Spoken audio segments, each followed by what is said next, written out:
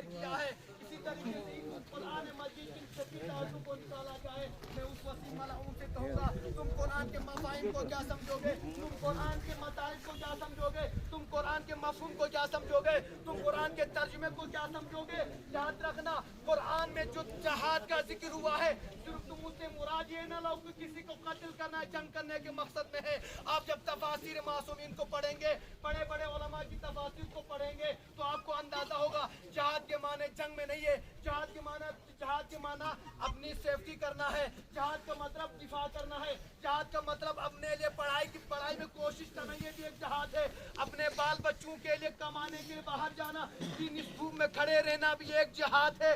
جس طریقے سے ہم جہاد کے معنی کو لیتے ہیں وہ اس معنی میں نہیں ہے, بلکہ جہاد تو علم حاصل کرنا بھی ہے, جہاد تو لوگوں کے لیے قربانی دینا بھی ہے, جہاد تو امر بالمعروف کرنا بھی ایک جہاد ہے, نہیں از منکر کرنا بھی جہاد ہے, حق گوئی سے کام لینا بھی ایک جہاد ہے, باطل کے سامنے سر اٹھانا بھی ایک جہاد ہے. تم کہاں سے آج آ گئے جو کہہ رہے ہو کہ قرآن تمہیں دہشت گردی کا حکم دے رہا ہے.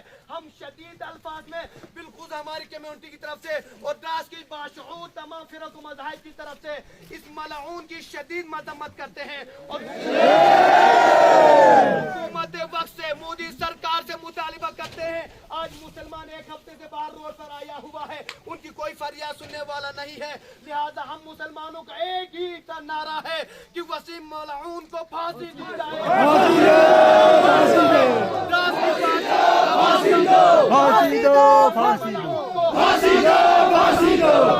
تمام مسلمانوں کے سامنے کھڑا کر کے انہیں پھانسی دی جائے.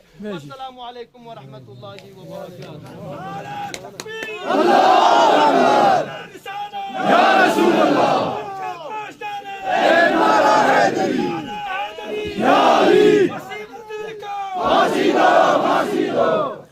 اعوذ باللہ من الشیطان الرجیم.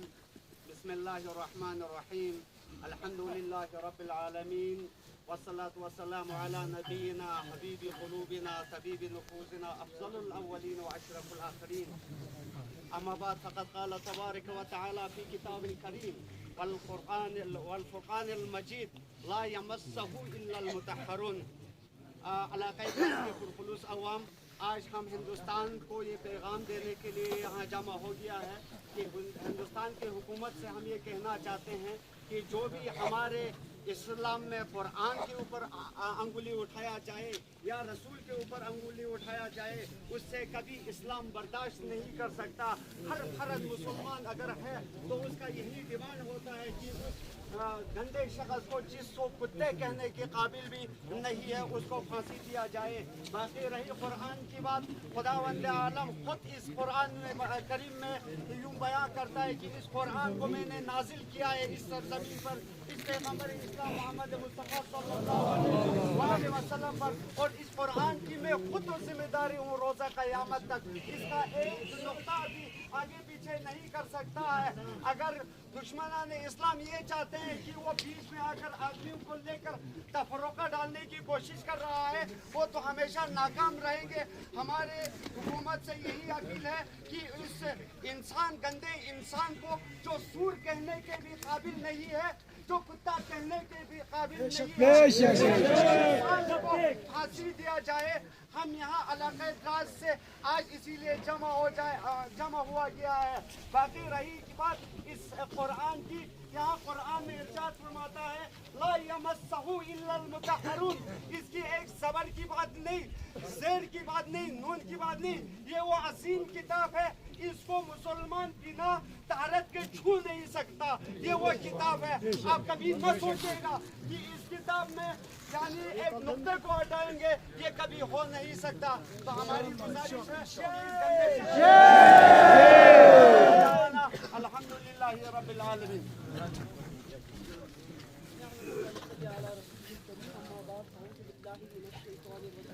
قال الله تبارك وتعالى في القرآن المجيد إنا نحن نزلنا الذكر وإنه لحافظون. برادران ملت اسلامیہ, جیسے کہ آپ سب کو بخوبی معلوم ہے کہ آج ہم سب اس علاقۂ دراز میں کثیر تعداد میں ایک مقصد کے تحت یہاں پر جمع ہوئے یہ ہم سب کو بخوبی معلوم ہے کہ ہماری ایک ایسی کتاب جس کو ہم تمام کتابوں سے اعلیٰ کتاب مانتے ہیں، جس کو ہم تمام کتابوں میں معزز کتاب مانتے ہیں، ایک ملعون مردود شخص نے اس کتاب کے بارے میں توہین کی، اس کتاب کے بارے میں گستاخانہ کلمات استعمال کیا، اس کے مذمت کے لیے ہم یہاں کھڑے ہوئے ہیں۔ تو سب سے پہلے ہم شدید الفاظ کے ساتھ اس مردود لعین کی مذمت کرتے ہیں، پھر اس کے بعد آپ تمام لوگوں کو جو قرآن جس کے بارے میں اللہ رب العزت نے اسی قرآن مقدس میں ارشاد فرمایا ذالک الکتاب لا ریب فیہ، یعنی وہ کتاب جس میں کسی قسم کا کوئی شک و شبہ نہیں، اس کتاب کے بارے میں ایسے کلمات کہنا اس مردود کے لیے کیسے جرأت ہوئی۔ ہم یہاں سے بیٹھ کر اس تمام مجمع کے ساتھ یہ اعلان کر رہے ہیں، حکومت سے یہ اپیل کر رہے ہیں کہ اس سے ایسی سزا دی جائے کہ اس کی سزا آئندہ آنے والے لوگوں کے لیے ایک مشعل راہ بن جائے، ایک ایسی سزا بن جائے کہ لوگ اس سے سبق حاصل کرے۔ برادران ملت اسلامیہ، اور ایک بات یہ بتاؤں کہ آپ لوگوں کو ساتھ ہی ساتھ اس بدبخت نے یہ بھی کہا، اس میں ہمارے 4 خلفائے راشدین کو ترغیب کیا، کسی مذہب سے تعلق رکھے، کسی ملت سے تعلق رکھے، اس سے ہمیں کوئی مطلب نہیں ہے۔ تمام مذہب و ملت جو ہے اس کے بارے میں کہہ رہے ہیں کہ یہ اسلام سے خارج ہے، یہ مسلمان ہی نہیں ہے۔ تو برادران ملت اسلامیہ سنو، سب سے پہلی اس کی گستاخی اس نے سیدنا حضرت ابو بکر رضی اللہ تعالیٰ عنہ کی بارگاہ میں، پھر حضرت عمر فاروق رضی اللہ تعالیٰ عنہ، پھر حضرت عثمان غنی رضی اللہ تعالیٰ عنہ، ان کے بارے میں کہا کہ انہوں نے جب قرآن کی ترتیب دی، جب قرآن کو انہوں نے دنیا میں روشن کیا، تو انہوں نے اپنی طرف سے قرآن میں 26 ایسی آیاتیں گاڑ دی ہے جس کا حکم جو ہے، جو آیات جو ہے ہمیں جہاد کا حکم دیتے ہیں، جو آیات ہمیں دہشت گردی کا حکم دیتے ہیں، جو آیات ہمیں جو ہے دنیا میں فتنہ و فساد پھیلانے کا حکم دیتے ہیں۔ میں کہتا ہوں ارے یار میرے بزرگوں اور دوستوں، اس مردود کی اس بات کو آپ غور سے دیکھو، اس نے یہ کہا کہ قرآن ہمیں فتنے کا حکم دیتا ہے۔ ارے گستاخ، ارے لعین، قرآن کے اگر مفہوم کو تم سمجھ جاتے، قرآن کے ترجمے کو اگر تو نے پڑھا ہوتا، اگر تم نام کا مسلمان نہ ہوتے، سچے دل سے تیرے اندر ایمان ہوتا، سچے دل سے اگر تو قرآن کے رولز کو فالو کرتا، اگر سچے دل سے تو پیغمبر اسلام کو ماننے والا ہوتا، سچے دل سے اگر تو صحابہ کرام کو ماننے والا ہوتا، سچے دل سے اگر تو عشرہ مبشرہ کو ماننے والا ہوتا، سچے دل سے اگر تو 4 یار و پنجتان کو ماننے والا ہوتا، تو تمہارے دل کے اندر یہ چیزیں نہیں آتی، تو ایسے گستاخانہ کلمات استعمال نہیں کرتا۔ میرے بزرگوں اور دوستوں، میں حکومت سے اپیل کرتا ہوں، اس طرح گستاخانہ کلمات استعمال کرنے والے شخص کو جو ہے ایسی سزا دی جائے، ایسی سزا دی جائے کہ میرا کہنا یہ ہے کہ اس کے سزائے موت تک اس کو پہنچا دیا جائے۔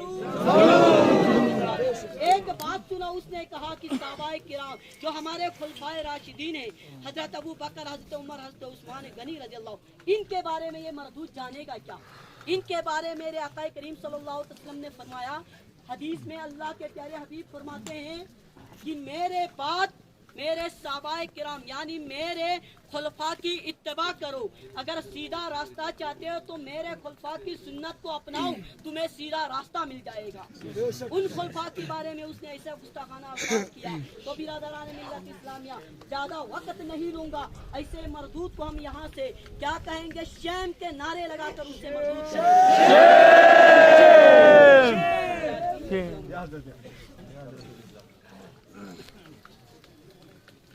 نحمده ونصلي على رسوله الكريم اما بعد اعوذ بالله من الشیطان الرجیم بسم اللہ الرحمن الرحیم۔